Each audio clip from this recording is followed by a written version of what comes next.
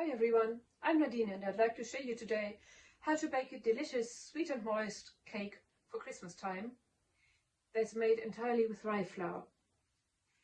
Now rye seems to be a surprising choice for a sweet cake, but believe me, it tastes really good and it's a staple in Christmas and winter time where I live.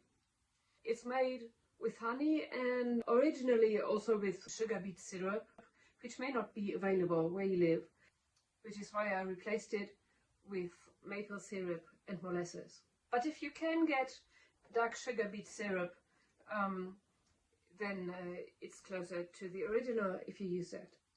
But it will work either way. So I know this as a cake for Christmas time because it contains all those spices that we're used to associate with Christmas, like cinnamon, cardamom and such. But it's also known by the simple name of breakfast cake. It used to be considered a health food. Most people, including myself until recently, buy this cake at the grocery store, but I allowed myself to read the ingredient list and I realized it reads like the script of a horror movie. So I decided to bake it myself. And it's usually eaten for breakfast or afternoon coffee in winter time. I think it would make a great make-ahead breakfast for Christmas morning even. The first thing to do is to grease a regular loaf pan, or if you prefer, line it with parchment paper.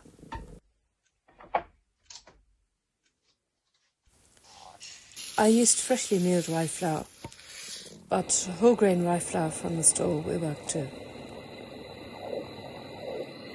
First mix all dry ingredients in a bowl.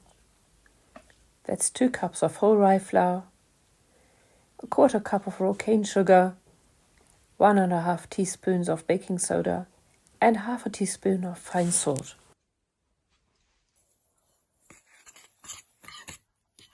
You can choose the spices that you like. Some of the old recipes only have cinnamon, so you can use just that, or use gingerbread spice. I'm using European style gingerbread spice, and I decided to make that myself today. Should you have the ingredients at hand, then follow the exact recipe that I'm giving you below. But if you don't have them, then you can just use cinnamon.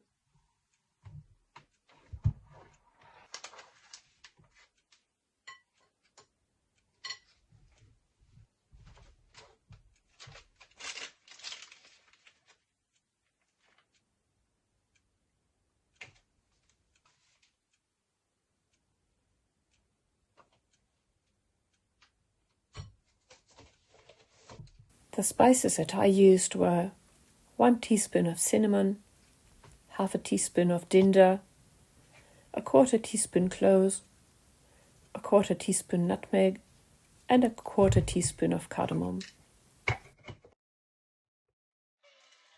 For me, cardamom is the coziest and most Christmassy spices of all. And I milled it freshly, so the taste was strong and aromatic, almost orange-like, which complemented well the grated orange zest I added.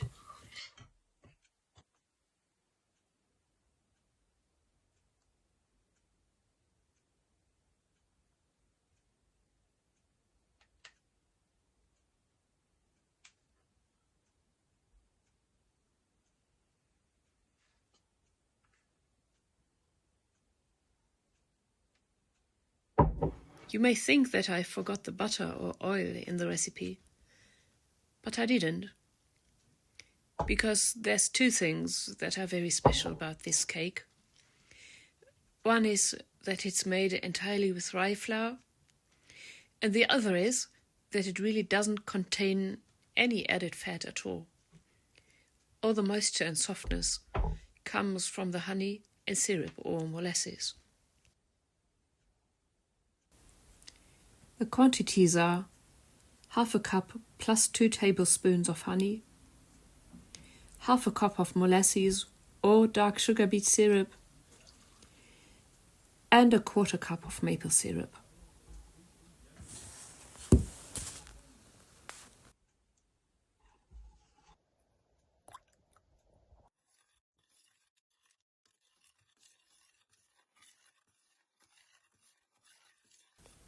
Then you add half a cup of really hot water, almost boiling but not quite, plus 1 tablespoon of apple cider vinegar to activate the baking soda. Stir this really well so the honey and syrup melt. Then add the sweet liquid to the dry ingredients and stir again. The batter has rested for an hour now. If the batter turns out too runny, you may want to add a little bit more flour, which is what I did here. I added 2 more tablespoons of it. Is really the most important thing. Then cover the bowl and let the batter rest at room temperature. It even changed its color. It got darker.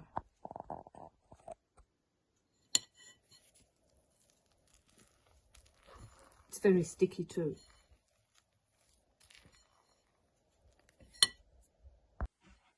Now pour the batter in the pan that you prepared before and bake it for about 60 minutes at 320 degrees.